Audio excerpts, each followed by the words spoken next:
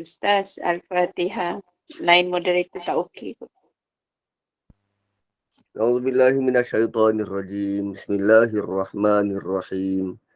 Alhamdulillahi rabbil alamin. Arrahmanirrahim. Maliki yaumiddin.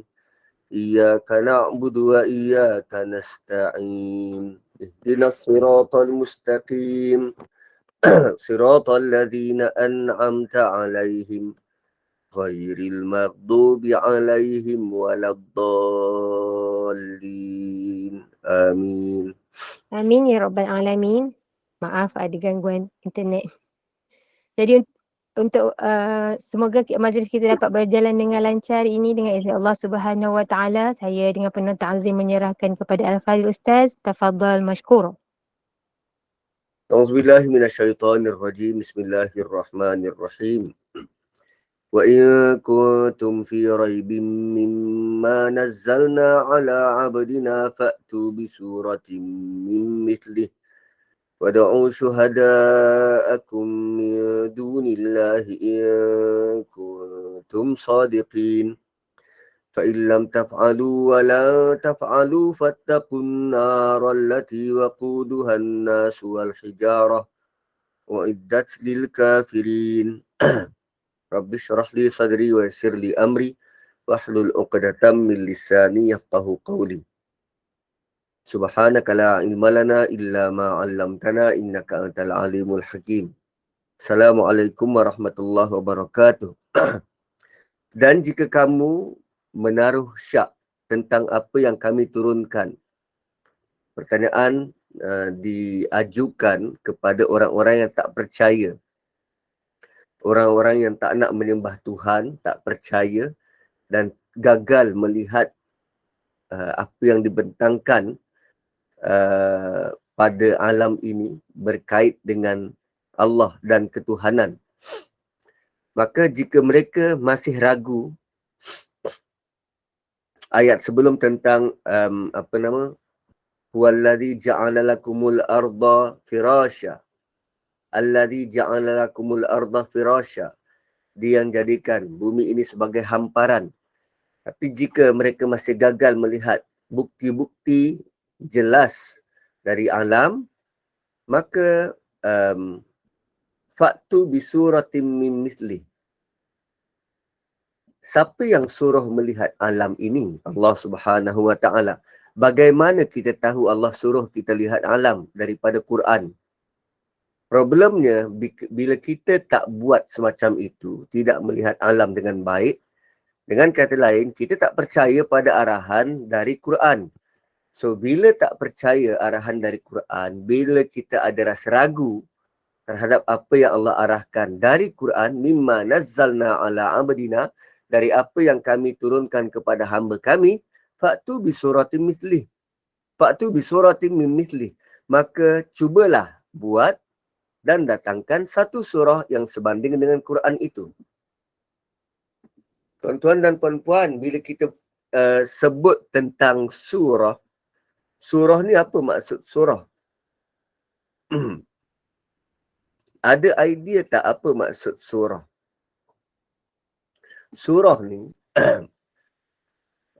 kalau dulu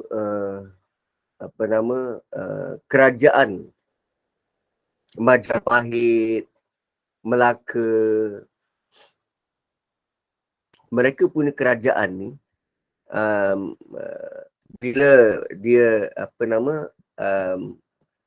kalau kita lihat diorang punya pusat pentadbiran, kawasan pusat pentadbiran itu akan dikelilingi oleh tembok-tembok. Dikelilingi oleh tembok-tembok. So, katalah kita jalan dari Kedah. Dari Kedah nak menuju ke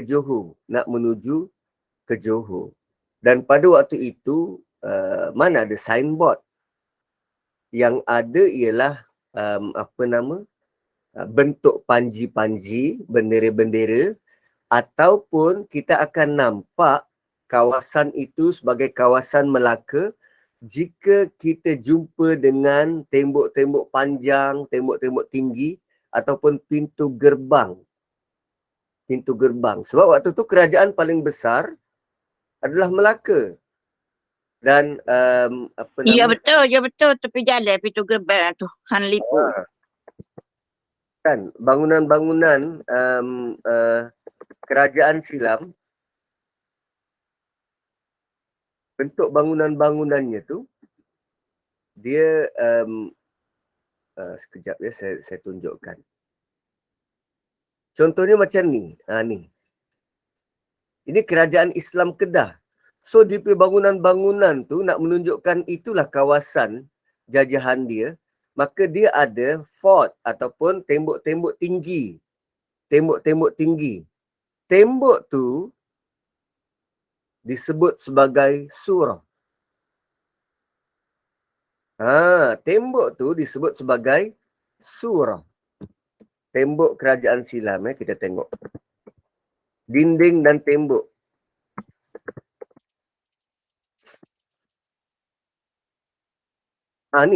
Ni surah. Ni surah. Macam tembok besar Cina, tu surah tu. So, apa kaitan dengan surah dalam Quran? So, rupanya dalam Quran ini Allah bentangkan kepada kita ada 114 bentuk kerajaan, bentuk kekuatan pentadbiran yang dibentengi oleh tembok-tembok tinggi dan besar ni. 114 cerita surah kerajaan yang dibentengi oleh tembok-tembok besar. Ada kerajaan yang mirip. Contoh, Suratul Qamar dan Suratul Rahman. Atau surah Insan dan surah Qiyamah. Bentuk kerajaan dia tu mirip.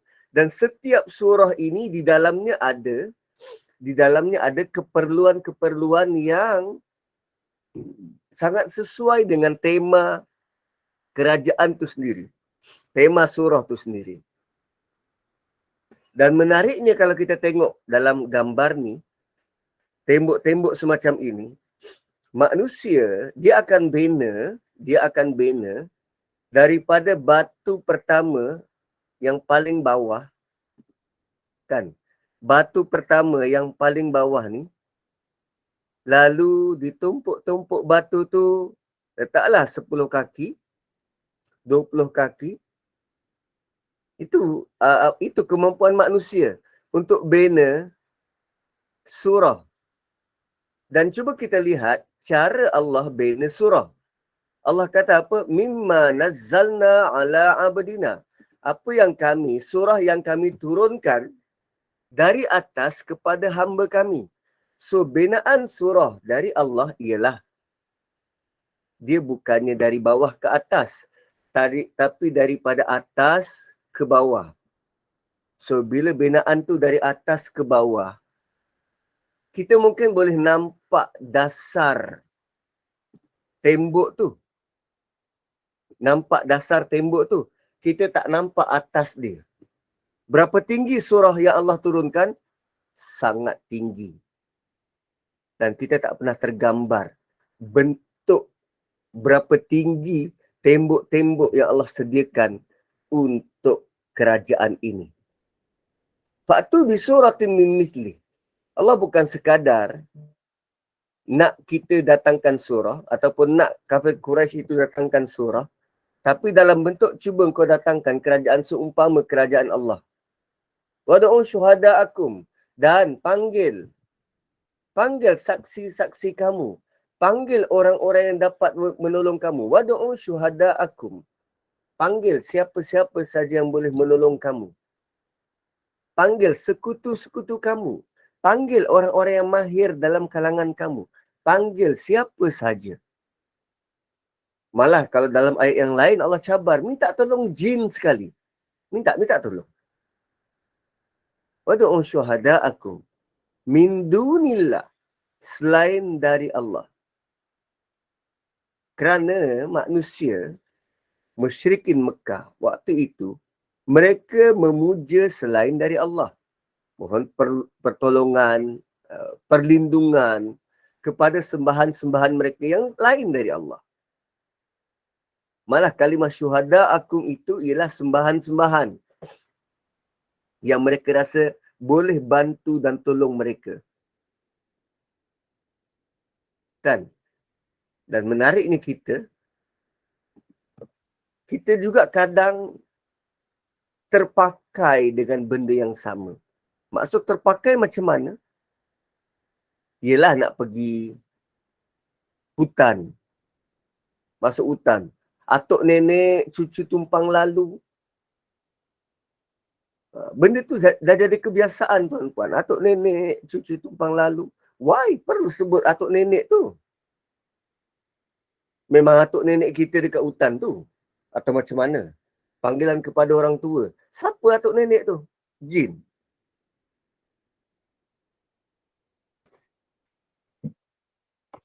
Kan? So kebiasaan-kebiasaan semacam itu yang bila datangnya Islam, dia neutralize. Betulkan balik. Bagaimana patut kita buat tanggapan terhadap makhluk-makhluk lain. Dan sekarang Allah kata, wadu'u syuhada'akum min dunillah. Ya, wadu'u syuhada'akum min dunillah in kuntum sadiqin. Allah tutup ayat ini dengan pernyataan yang pelik. In kuntum sadiqin, sekiranya kamu benar. Bukankah cabarannya ialah buat satu surah seperti Quran? Kenapa di hujungnya ditutup jika kamu benar? Bukankah patutnya perkataan yang diucapkan ialah jika kamu mampu? Cuba buat satu surah seperti Quran kalau kamu mampu nak buat. Kalau kamu mampu. Tapi ini kalau kamu benar.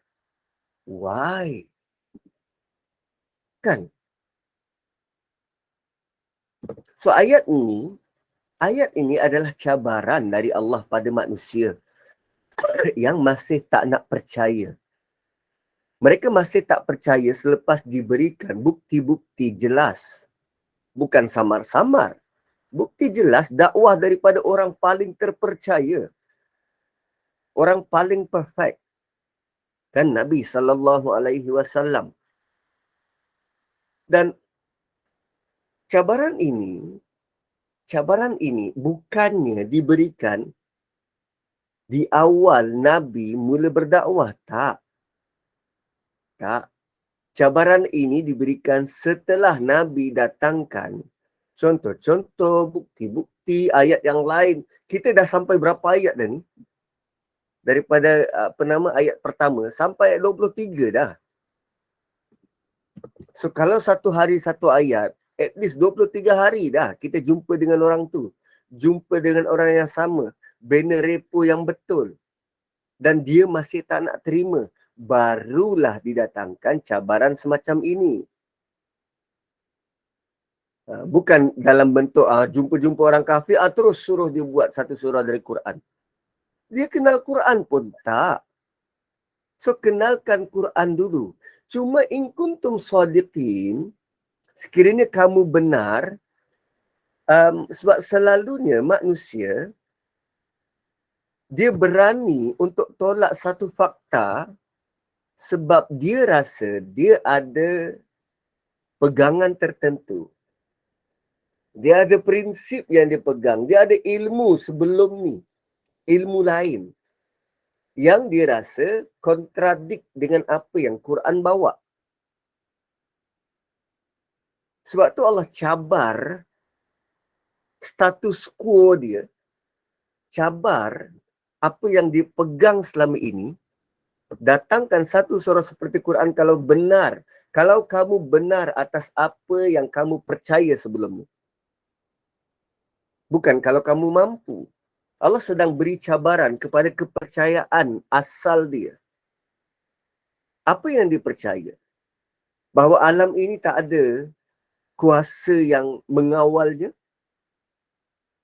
atau biasa disebut sebagai apa? Mother Nature, kuasa alam, semula jadi. Tu perkataan alam semula jadi. Apa maksud semula jadi? Dia jadi sendiri. Alam tu jadi sendiri atau macam mana? Semula jadi. Walhal alam ini ada yang menjadikan, ada yang menciptanya, ada yang berkuasa untuk diperlakukan semahunya.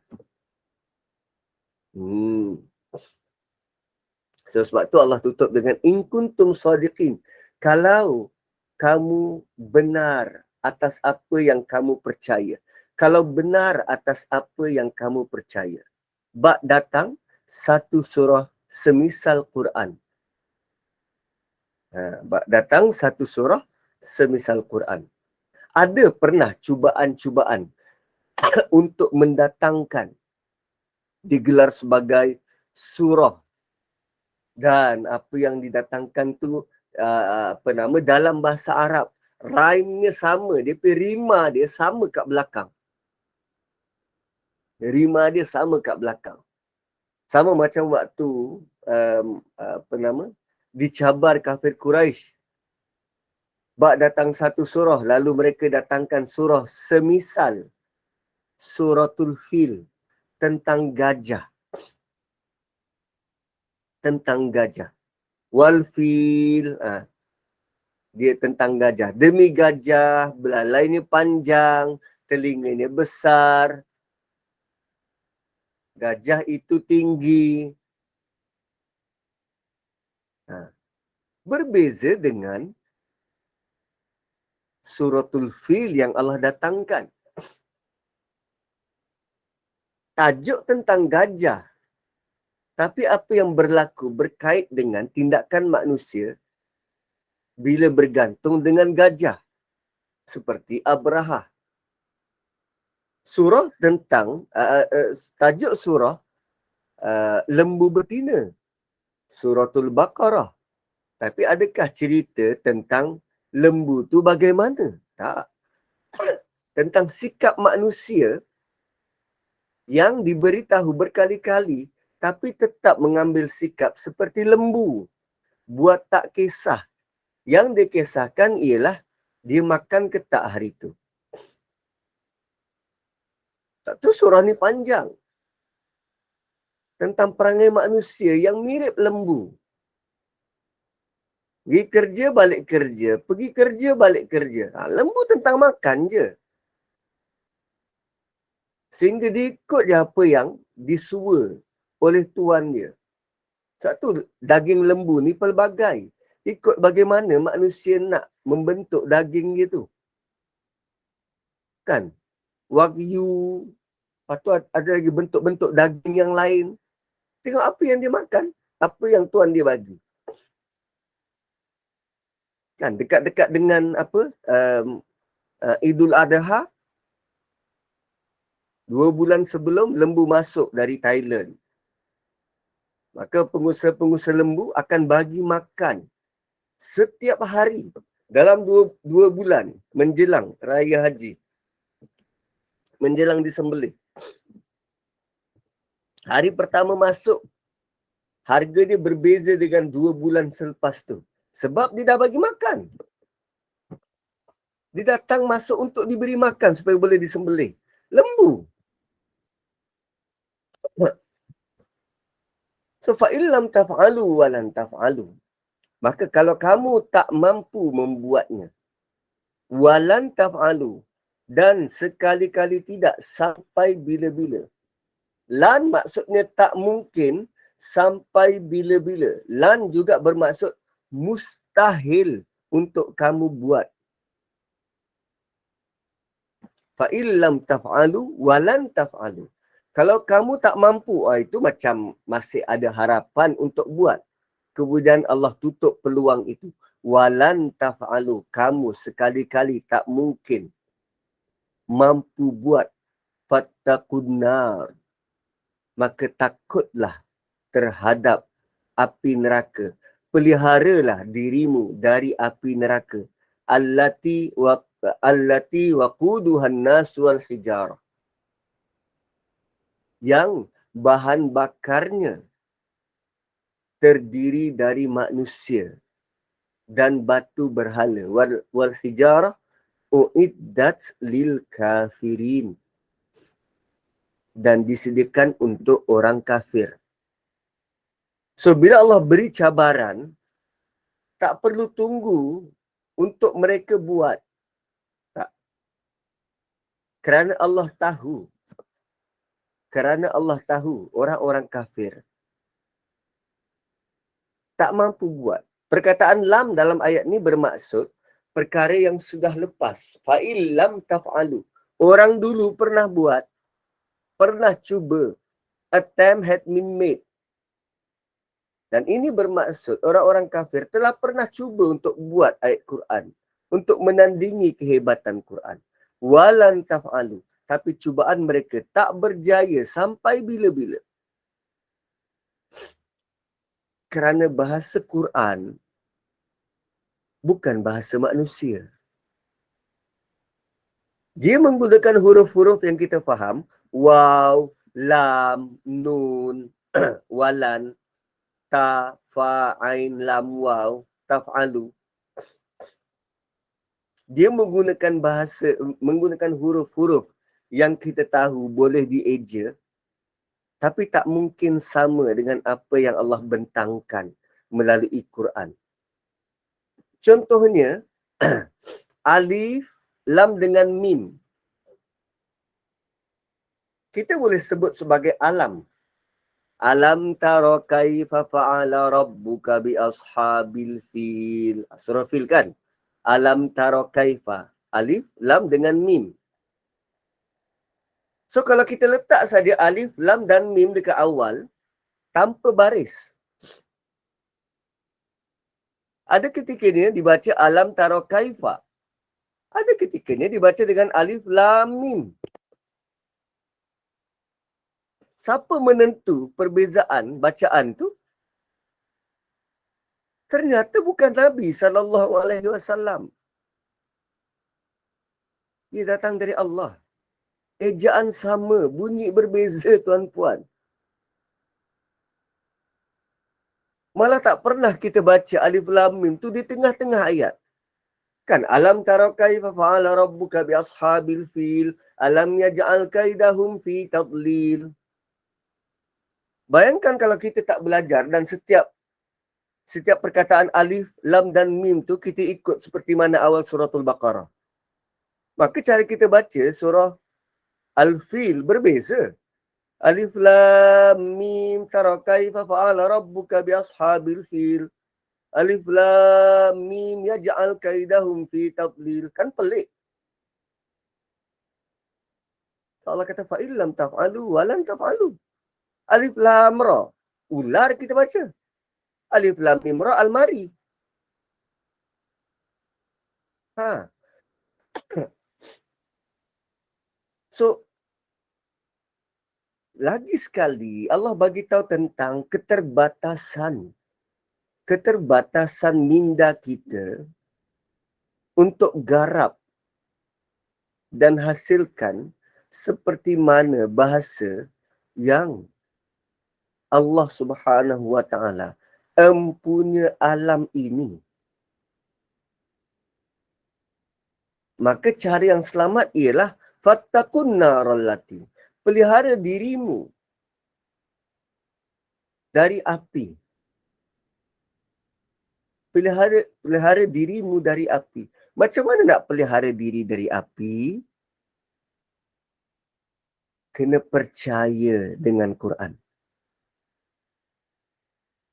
Kan poin utama 2-3 ayat ini adalah tentang percaya pada Quran. Tentang lihat bukti-bukti yang dibentangkan oleh Quran tentang laksanakan pemerhatian-pemerhatian yang digalas dan gesaan-gesaan oleh Quran. Tanpa kita buat macam itu, seolah-olah kita tak pelihara diri kita dari bakaran. Fattaqun nar allati. Fattaqun nar. Pelihara diri kamu dari api. Allati waquduha. Ini yang apa nama? Yang rare. Allati waquduhan nas wal hijarah. Api, Allah kata api, dan api itu perlu kepada bahan bakar. Api itu perlu kepada bahan bakar. Apa bahan bakarnya? Manusia dan batu. Bukankah yang hidup dekat dunia, yang terima Quran, yang dinilai Islam dan Islam adalah jin dan manusia. Tapi Allah hanya kata, pelihara dirimu dari api yang bahan bakarnya adalah manusia dan batu berhala. Allah tak sebut jin. So, ada kemungkinan jin bakal melalui azab yang berbeza. Kan sesuai dengan cara dia dicipta. Jin dicipta daripada lidah api. Manusia dari debu. So untuk api, bahan bakarnya manusia dan batu. Dan Allah letak spesifik. Uiddat lil kafirin. Satu sudut, bila Allah kata uiddat lil kafirin, dia memberi kelegaan besar pada kita. Uiddat lil kafirin, dia memberi kelegaan besar pada kita. Kenapa? Sebab kita hanya jumpa perkataan kafir dalam banyak-banyak ayat ni, daripada 24 ayat, kita jumpa 2 ayat je. Innal ladzina kafaru sawa'un 'alaihim 6 dan 7. Anzartahum am lam tunzirhum la yu'minun. Khatamallahu ala qulubihim wa ala sam'ihim wa ala absarihim ghisyawah wa lahum azabun azim. Itu kelegaan pertama. Tapi dari sudut yang lain, bila Allah kata uiddat lil kafirin, dia merujuk kepada kalau kamu tak buat, taf'alu fa illam taf'alu walan taf'alu, fa'ala dekat situ boleh jadi mereka tak mampu untuk buat seperti mana Quran, atau mereka tak buat seperti mana yang dianjurkan oleh Quran. Yang tak buat seperti mana yang dianjurkan oleh Quran, Allah gelar sebagai kafir. Tak nak pandang alam, tak nak mencari Tuhan, tak nak kenal dia, take for granted, buat dono je. That's lil kafirin.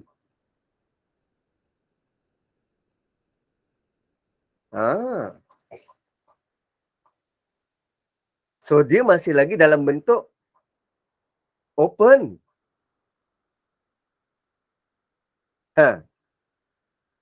Kerana kita perlu sedar realiti masyarakat pada waktu itu. Okay? Realiti masyarakat pada waktu itu, 13 tahun pertama Nabi berada di Mekah,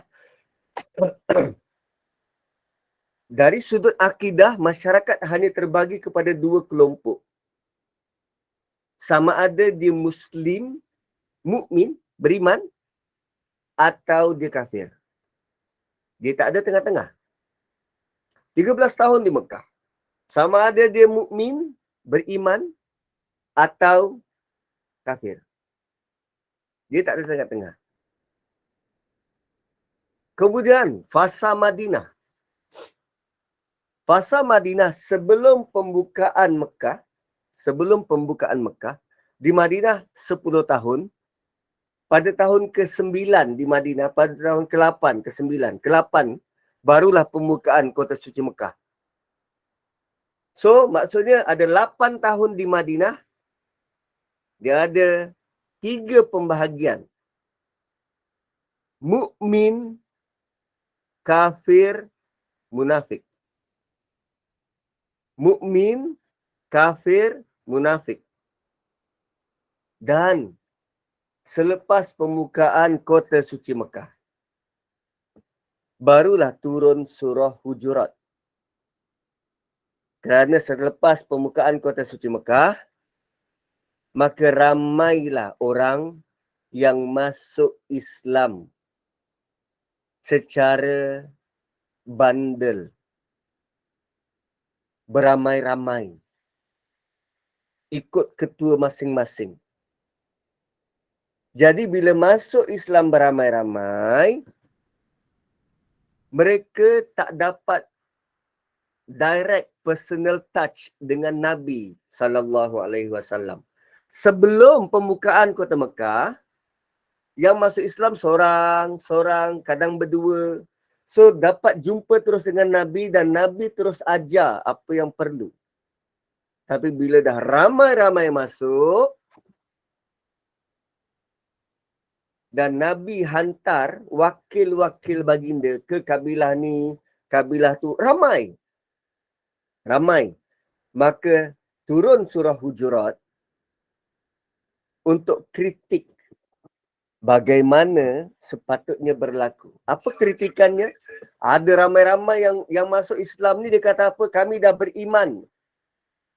Lalu Allah jawab, tak, kamu belum beriman. Walakin qulu aslamna. Akan tetapi katakanlah, kami telah Islam. So bayangkan tuan-tuan. Perkataan Muslim, Islam hanya terbit di tahun-tahun terakhir. Apa maksud pembukaan kota suci Mekah? Mekah dikuasai oleh Nabi. Fathu Mekah. Mekah dikuasai oleh Nabi. Maksudnya sebelum itu, Kaabah had been violated. Kaabah dinoda oleh berhala-berhala.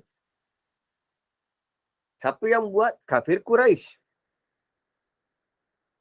So, Nabi, dia kuasai kota Mekah dan buang semua berhala-berhala tu. Tanpa kuasa, berhala-berhala tu tak akan dapat disucikan.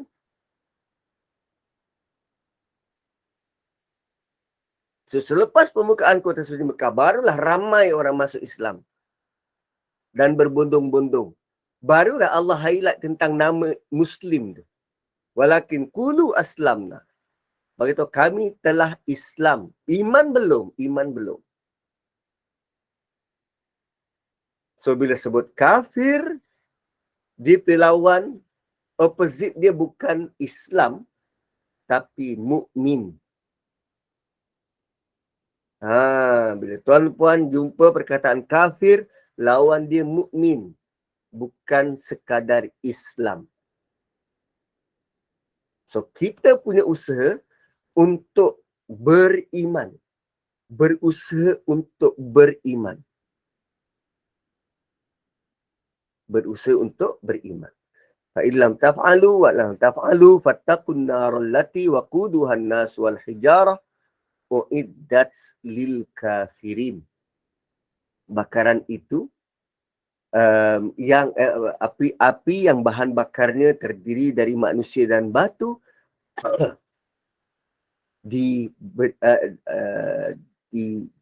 dijanjikan kepada orang-orang kafir. So setelah Allah cabar dan Allah bagi tahu realiti, orang-orang kafir ini takkan mampu untuk buat, kemudian Allah ingatkan, pelihara diri dari bakaran api, maka ayat seterusnya, setelah Allah bagi peringatan keras, Allah datangkan pula berita baik. Allah datangkan berita baik. Apa berita baiknya? Wabashir. Wabashir. Berilah berita gembira. Itu maksud bashir. Dan berilah kabar gembira. Sekejap ya. Kalau saya kata pada bonda, bonda, tolong beritahu sahabat-sahabat kita esok malam kita sambung kelas. Kan, saya mohon bonda untuk bagi tahu. So, bonda jadi orang tengah. Kan? Bonda jadi orang tengah. Sekarang cuba tengok ayat ni. Wabashiril ladzina amanu. Beri kabar gembira pada orang beriman. Ayat tu kan macam ada orang tengah. Siapa yang nak bagi kabar gembira ni? Siapa yang arahkan? Siapa yang nak kena bagi kabar gembira? Dan kita tahu kepada siapa kabar gembira ni nak diberitahu? Pada orang beriman. So arahan dari Allah, Allah sedang arahkan pada Nabi. Allah sedang arahkan pada Nabi, bagi tahu pada orang beriman.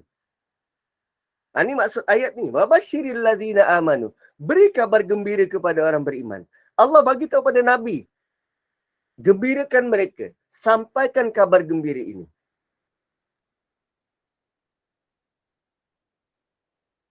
Apa kabar gembira ni? Dan kabar gembira ni disampaikan pada siapa? Alladzina amanu wa amilus solihat. Yang percaya, amanu, telah terbukti beriman, amanu wa amilus solihat, dan sedang melakukan, wa amilus solihat, dan dia beramal soleh. Dia keep on doing benda yang baik.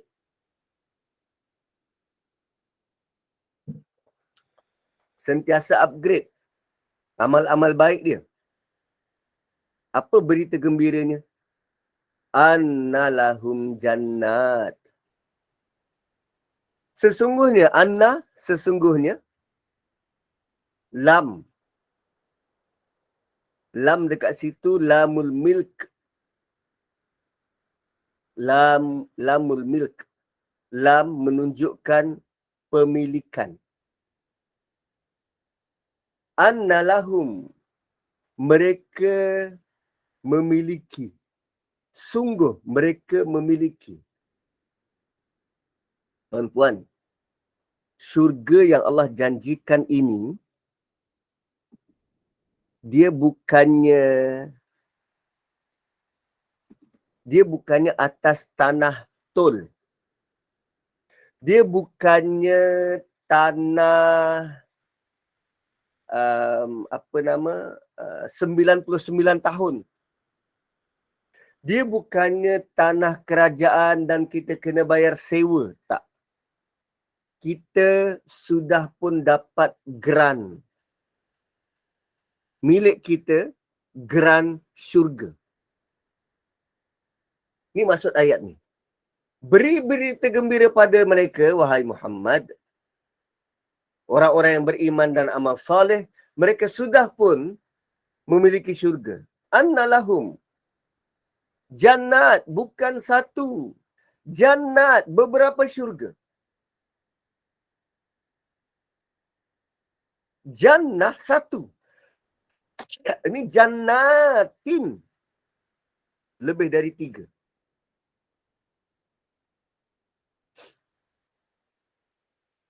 Adakah anda tak cukup gembira dengan ayat ni?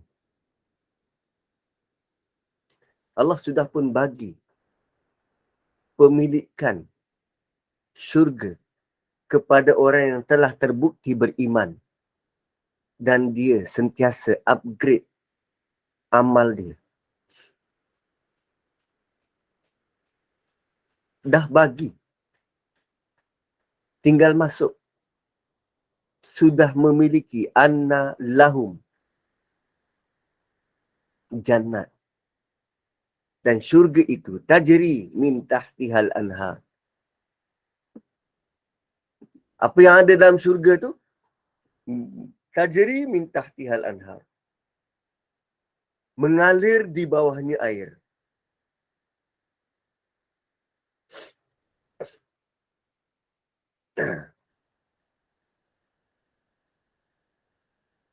Dan kalau kita lihat dalam ayat ini,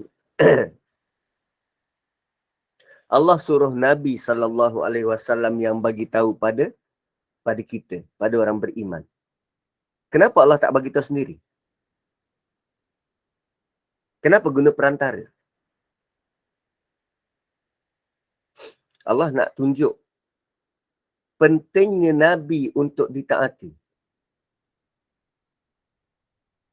Kamu tak akan dapat syurga kalau kamu bypass Nabi. Allah sedang angkat kedudukan Nabi. Perantara yang penting untuk sampaikan berita gembira ini. Ya, Allah yang bagi syurga. Tapi kalau kamu abaikan Nabi, no. Dia yang sampaikan. Dia orang tengah yang paling penting.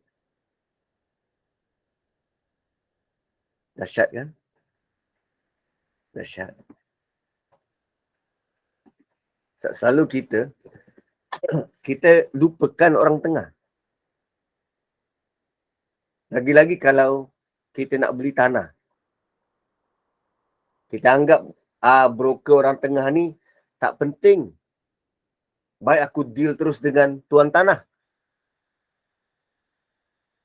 Broker ni nak ambil duit je. Nak untung atas angin. Sedangkan dialah yang menguruskan ke pejabat tanah. Ulang alik itu ini. Dia menguruskan semuanya. Memudahkan. Dapatkan lawyer. Hanya untuk mudahkan urusan kita.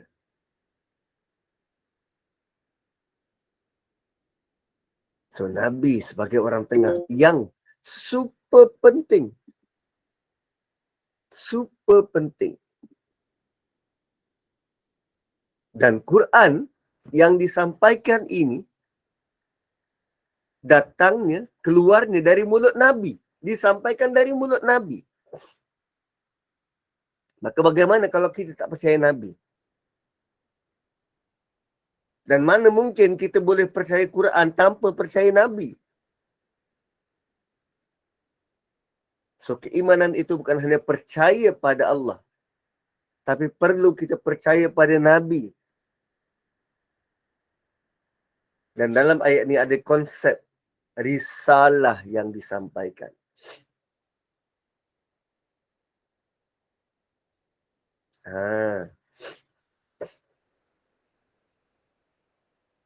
Kemudian annalahum jannatin tajri min tahtihal anhar. Bagi mereka kebun-kebun syurga, jannat, syurga-syurga yang mengalir di bawahnya al-anhar, anak-anak sungai. Allah sebut sungai-sungai mengalir bawah syurga. Kenapa? Kita kan suka air. Dan sekarang pun, waktu di dunia pun, harga rumah akan berbeza. Kalau dia menghadap dinding, lain harga. Kalau dia menghadap sunset, itu lain harga. Kalau menghadap laut, lain harga. Kalau menghadap gunung ganang, beza harga. So, naluri manusia ni, dia suka kepada alam. Kita sangat dekat dengan alam. So antara faktor hartanah tu mahal bila dia ada connection dengan alam. Dan lagi mahal, rumah yang bawah dia mengalir air. Ini bukan rumah atas air, tak. Rumah atas air tu kat laut, kan? Ini rumah mengalir bawah di air. Taklah, mungkin kita tak cukup kaya kot untuk ada rumah macam tu. Tapi sesekali cuba pergi ke, apa nama dia? Apa nama dia yang dekat Mines. Tapi Mines dulu-dululah cantik, sekarang air dia dah keruh dah. Kan air dia dah tak secantik dulu. Kan tengah-tengah pasaraya macam tu, dia mengalir. Ada sungai. Siap boleh ada bot lagi kat situ. Ada rumah-rumah orang kaya yang dibuat macam tu. Dan nilai dia memang sangat tinggilah. Tajri min tahtihal anhar. Dan syurga yang Allah janjikan ini, dia bukan sahaja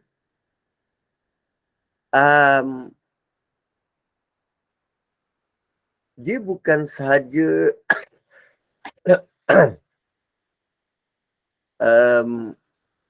ada scenery yang cantik, ada sungai yang mengalir. Dia juga memberi galakan besar dan penting kepada para sahabat pada waktu itu yang tinggal di padang pasir. Ialah tinggal padang pasir,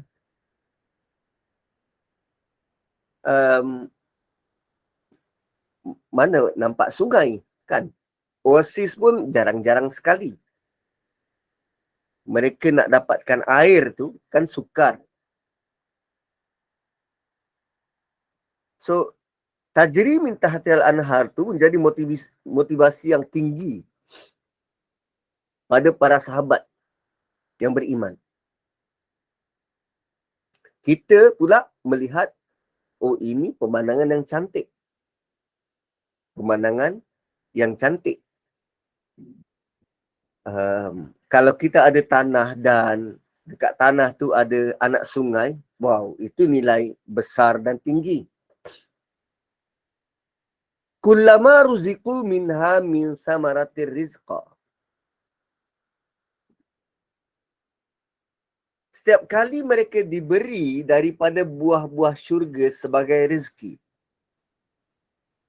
So, dia ada occasion bila dah tinggal dalam syurga, syurga yang menjadi milik kita, grant sudah dapat, tinggal masuk dalam kediaman kita, bawah tu ada sungai, dan dia ada occasion akan diberi buah-buah, min samarat, buah-buah.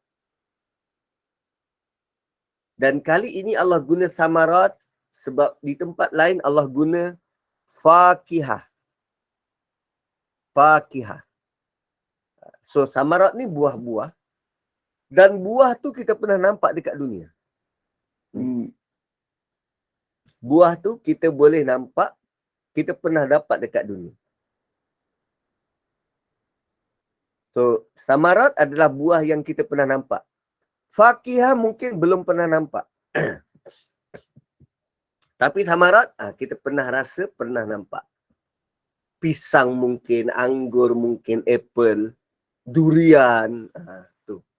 Kullama ruziqu minha min samaratir rizqa.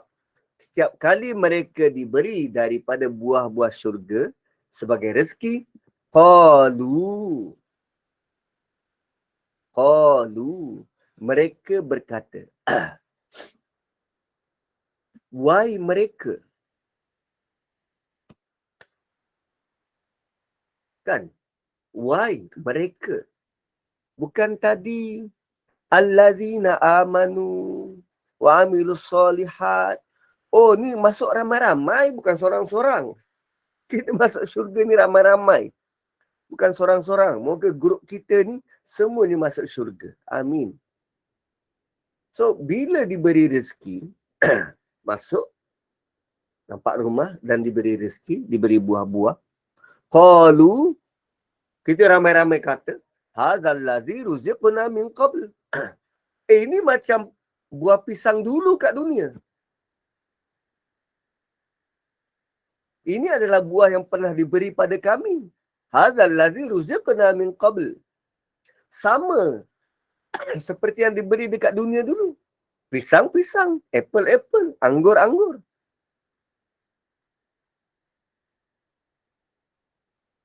Kan? Mungkin penghuni syurga waktu tu diberi sesuatu yang dia pernah nampak. Sama dengan apa yang dekat dunia.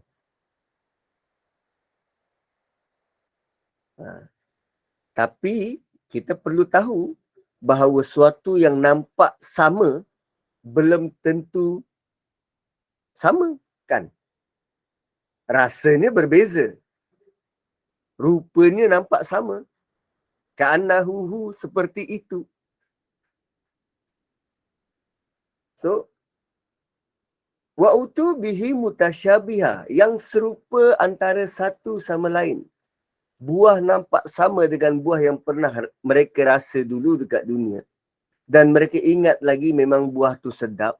Tapi buah-buah yang mereka makan berubah-ubah menuju kepada kesempurnaan. Semakin lama, semakin dimakan, semakin sedap. Nampak mungkin sama. So, dia dapat apa? Buah. Walahum fiha azwajum mutahhara. Selain daripada buah, mereka dapat pasangan-pasangan yang suci. Azwajum mutahhara. Azwaj bukan satu orang, pasangan-pasangan. Mereka dapat pasangan-pasangan. Dan azwaj bukan hanya isteri. Bukan hanya bermaksud isteri, tak. Pasangan-pasangan. Dan pasangan ni boleh jadi dia satu kepala. Ada teman. Ada kawan. So, walahum fiha azwajum mutahhara. Bagi mereka ada pasangan-pasangan yang bersih, mutahhara. Dan kenapa bersih? Kenapa suci bersih? Dia tak ada hasad dengki, tak ada cemburu, tak ada riak. Allah buang semua perasaan tu. Allah buang apa yang tak elok. Allah sucikan perangai dia, percakapan dia. Sucikan. So, mutahharah. So, dia bukan sekadar suci fizikal, tapi suci akhlaknya. Tak ada sebarang kekotoran. Kan? Bukankah dekat dunia ni ada orang yang cantik, perangai na'udzubillah? Ya. Lelaki mungkin dapat bidadari, perempuan dapat apa? Lelaki dapat bidadari, perempuan dapat apa? Barang kemas. Allah tak sebut spesifik perempuan dapat apa. Sebab jika Allah sebut, belum tentu perempuan nak benda tu.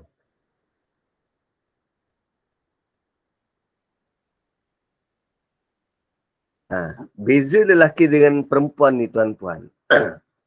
Lelaki ni dia sudah diprogram. Lelaki ni dia sudah diprogram. Kalau tuan-puan tanya mana-mana lelaki dalam dunia, ijma' dalam kalangan lelaki, mereka bersetuju. Pilihan pertama mereka masuk syurga adalah perempuan. Ijma' dalam kalangan lelaki yang normal. Tapi kalau perempuan, kalau kita bagi list, minta dia listkan 10 perkara yang dia paling suka. Dia dengan anak perempuan dia pun beza. Mak dia suka Korean, anak dia suka Thermomix. Pilihan pertama. Dan itu pun keliru. Nak yang mana satu? Pilihan pertama ke pilihan kedua yang paling utama? Ke yang ketiga? Ke yang macam mana? Perempuan dia beza. Unpredictable. Dia, bagi perempuan, lelaki bukan segalanya. Bagi perempuan, lelaki bukan segalanya. Ramai kita tengok perempuan yang sanggup tak kahwin. Lelaki bukan pilihan utama. Ada yang lebihkan kerjaya berbanding segalanya. Tak ada lelaki pun tak apa. Tapi cuba lelaki tanpa perempuan. Bingung dia, bingung. Apa aku nak buat ni? Apa aku nak buat ni? Bingung. Sebab tu bila Allah sebut lelaki dapat bidadari, lelaki dapat perempuan dekat syurga, itu menjadi motivasi paling utama tu. Motivasi yang dia nak kejar. Tapi perempuan, ada cara Allah sebut tentang apa yang dia dapat. Dan bila Allah sebut tentang apa yang perempuan dapat, saya garanti puan-puan akan rasa, ya aku nak masuk syurga sekarang.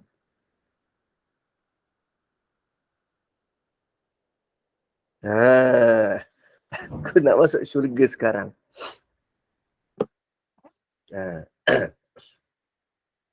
So, walahum fiha azwajun mutahharah. Mereka dapat pasangan yang suci, bersih. Allah guna azwaj sebagai pasangan. Kalau lelaki, dia akan dapat perempuan. Kalau perempuan, dia akan dapat lelaki. Habis ustaz, perempuan yang trauma dulu dekat dunia, sebab tu Allah kata mutahharah. Dibersihkan akhlak-akhlak yang tak baik. Dibersihkan akhlak-akhlak yang tak baik. So, wahum fiha khalidun. Dan mereka semua kekal di dalamnya. Mereka semua kekal di dalamnya. So, ayat 25, kan panjang ayat tu. Kita boleh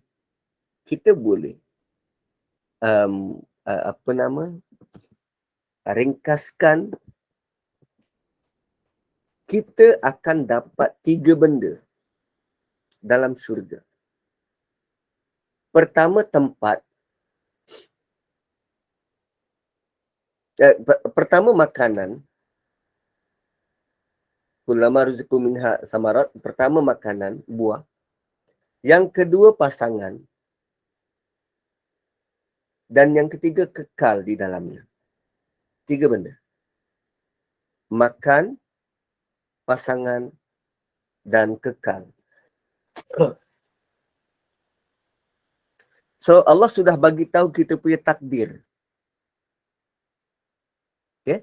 Allah dah bagi tahu kita takdir, misi akhir kita, takdir yang terakhir kita. Kita akan dapat makan, kita akan dapat pasangan, kita akan kekal di dalamnya. 3 benda. Selepas daripada ini, mula makra' yang baru, ayat 26, kan ada macam bintang di awal tu. Sebelum innallah tu ada bintang tu kan. Atau maksudnya makra' baru. Untuk makra' baru, tuan-puan, kita akan masuk esok malam. Kita akan belajar tentang beriman kepada qada' dan qadar. Beriman kepada qada' dan qadar.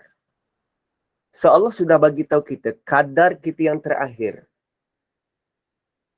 Ketentuan kita yang terakhir, kita akan dapat tempat, buah, makanan dan pasangan. Dan untuk belajar qada' dan qadar, Allah akan bentangkan kepada kita kisah Nabi Adam. Kisah Nabi Adam. Dan Nabi Adam akan diuji. Nabi Adam akan diuji dengan makan pasangan dan status kekal atau tak.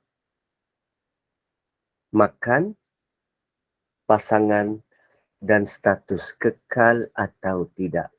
So, tempat terakhir kita, Allah jamin makan pasangan dan kekal, tapi manusia akan diuji dengan tempat, makan dan status kekal atau tidak.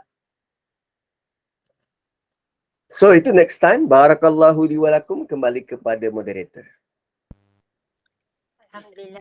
Barakallahu fikum. Ustaz, nak buka soalan ke? Boleh? Boleh. Silakan. Kepada yang ada kemusykilan nak tanya, silakan.